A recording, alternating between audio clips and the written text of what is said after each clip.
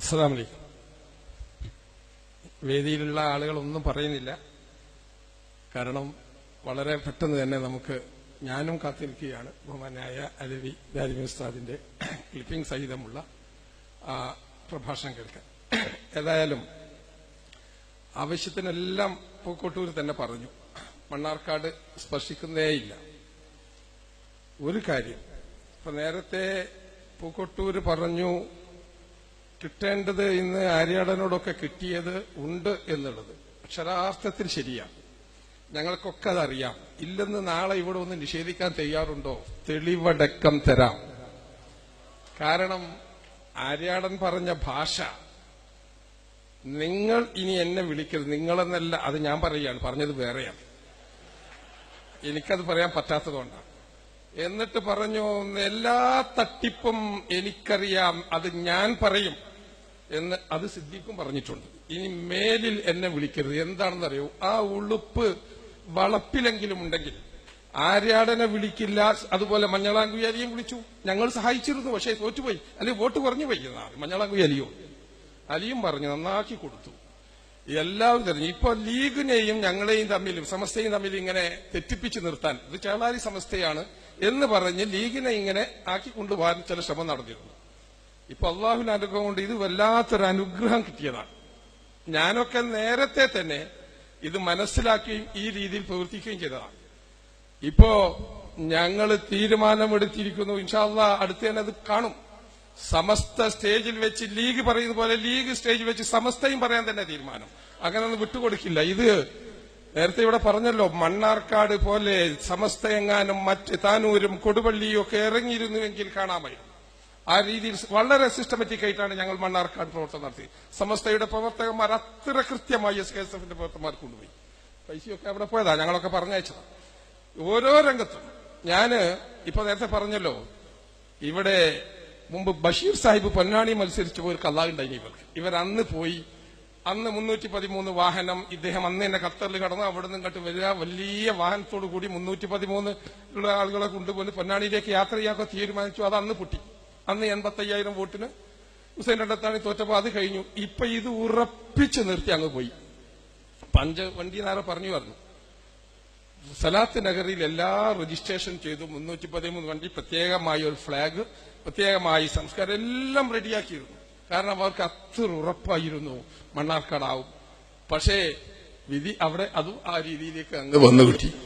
ഇപ്പോ ഞങ്ങളെ ഗവൺമെന്റ്, ഞങ്ങളെ മുഖ്യമന്ത്രി എന്നൊക്കെ പറയാൻ തുടങ്ങിയാണ്. മുമ്പ് TK ഹംസനെയും ഇതുപോലെ തന്നെയാ പറഞ്ഞിരുന്നത്. നമ്മുടെ MP അല്ലേ എന്ന് പറഞ്ഞ് മർക്കസിലൊക്കെ കൊണ്ടുപോയി. പിന്നീട് അദ്ദേഹം തന്നെ പറഞ്ഞു ഹാസ ഖൗമുൻ ജാഹിലൂൻ എന്ന് TK ഹംസ തന്നെ പറഞ്ഞു നിങ്ങളെ കുറിച്ച്. മനസ്സിലായി അദ്ദേഹത്തിന്. അദ്ദേഹം ഇപ്പൊ ശക്തമായി പറയും. അവസാനിപ്പിക്കുകയാണ്. ഞാൻ ഒറ്റ കാര്യം, എന്നോട് ഇപ്പൊ എന്നെ കുറിച്ച് ഇപ്പം നേരെ അക്കരെ കായലത്തവും അതുപോലെ പല സ്ഥലങ്ങളിലും മാങ്കടവുണ്ടായി, പല സ്ഥലങ്ങളിലും വഹാബ് സഖാഫിയൊക്കെ ഇങ്ങനെ ക്ലിപ്പിടുക. എനിക്ക് സീറ്റ് കിട്ടാത്തത് കൊണ്ട് വല്ലാത്ത വെറുപ്പ് അവർക്ക്. അതാണ് ഈ രീതിയില് ഞങ്ങൾ ചളാരി സമസ്തയുടെ ആളായതുകൊണ്ട്, ലീഗൽ സെല്ലിന്റെ ആളായതുകൊണ്ടൊക്കെയാണ്. അതല്ലെങ്കിൽ അങ്ങനെ ആകുമായിരുന്നു, ഇങ്ങനെ ആകുമായിരുന്നു എന്നൊക്കെ പറഞ്ഞ് ഞാൻ ഇവിടെയുള്ള ഈ മുടിക്കുട്ടികൾ ഏതെങ്കിലും ഉണ്ട്, റെക്കോർഡ് ചെയ്ത് വെച്ചോ, എഴുതി വെച്ചോ. ജീവിതകാലം, ശിഷ്ടജീവിതം എത്ര കാലമുണ്ടെങ്കിലും നിന്റെയൊക്കെ പടിവാതിൽ നിന്ന് ഏതെങ്കിലും ഒരു സ്ഥാനം കിട്ടുന്നതിനേക്കാൾ എനിക്ക് അഭിമാനവും അന്തസ്സും തോന്നുന്നത് ഏതെങ്കിലും ഒരു സമസ്ത ഓഫീസിലോ മുസ്ലിം ലീഗ് ഓഫീസിലോ പ്യൂണിന്റെ പണിയെടുക്കുന്നതാണ്. നിന്റെ ഒന്നും കാലിലേക്ക് വരില്ല ശിഷ്ടജീവിതം മുഴുവൻ ഈ ബുദ്ധിയുള്ള കാലഘട്ടത്തോളം. അങ്ങനെ തോന്നണ്ട. ഈ തെരഞ്ഞെടുപ്പിലും ലീഗിനോടും പറഞ്ഞു, ചില ആളുകളെ അങ്ങോട്ട് വിളിപ്പിച്ചു. എല്ലാവരെയും മറ്റ് ഇടതുപക്ഷത്തിന്റെ കുറെ ആളുകളെ SFI കൊണ്ടുപോയി. അവർ ആ രീതിയിൽ തന്നെ ഉണ്ട്. VK അഹമ്മദ് പറഞ്ഞല്ലോ, ഞങ്ങളെ വിളിക്കാൻ കാണാൻ പറഞ്ഞു, ഞങ്ങൾ വന്നു, ചാനലിൽ പറഞ്ഞല്ലോ. അതുപോലെ ലീഗിനെയും വിളിച്ചു. മഹാനായ തങ്ങൾ പറഞ്ഞു, ഒരു കുട്ടി പോലും മർക്കസിലേക്ക് കയറരുത്. ഞങ്ങൾ മുസ്ലിം ലീഗിന്റെ 24 മെമ്പർമാരും ഒരു സ്ഥാനാർത്ഥികൾ അങ്ങോട്ട് കയറിയില്ല. അങ്ങനെയും ആഗ്രഹിച്ചു. ഇനി കയറുകയുമില്ല. ഞങ്ങള് ആ ഒരു തീരുമാനമൊക്കെയാണ് ഇനി എടുക്കുന്നത്. ഇനി നിങ്ങൾ അങ്ങ് ലീഗിനോട് ഒട്ടാൻ വരണ്ട, ലീഗിന് നിങ്ങളെ സഹായവും വേണ്ട. ആ രീതിയിൽ സഹായിച്ചതാണ്. ഈ പഞ്ചായത്തിൽ പോലും, മണ്ണാർക്കാട് പോട്ടെ, ഈ പഞ്ചായത്തിൽ പോലും കഴിഞ്ഞ പാർലമെന്റ് തെരഞ്ഞെടുപ്പിന് ഞങ്ങളോട് പറഞ്ഞു, ഞങ്ങൾ നിങ്ങളെ കൂടെയാണ്, സൈനബയാണ്, ഞങ്ങൾ വോട്ട് ചെയ്യില്ല. അഹമ്മദ് സാഹിബിനോട് നേരെ കത്ത് എഴുതി കൊടുത്തു, ഞങ്ങൾ നിങ്ങളുടെ കൂടെയാണ്. നേരെ തിരിച്ചാ വോട്ട് ചെയ്തത്. ഈ പഞ്ചായത്തിൽ നിങ്ങൾ പരസ്യമായി ഇറങ്ങിയിട്ടും ഈ ആക്കോട് ബൂത്തിലടക്കം ശക്തമായി ഞങ്ങൾ ലീഡ് ചെയ്തു.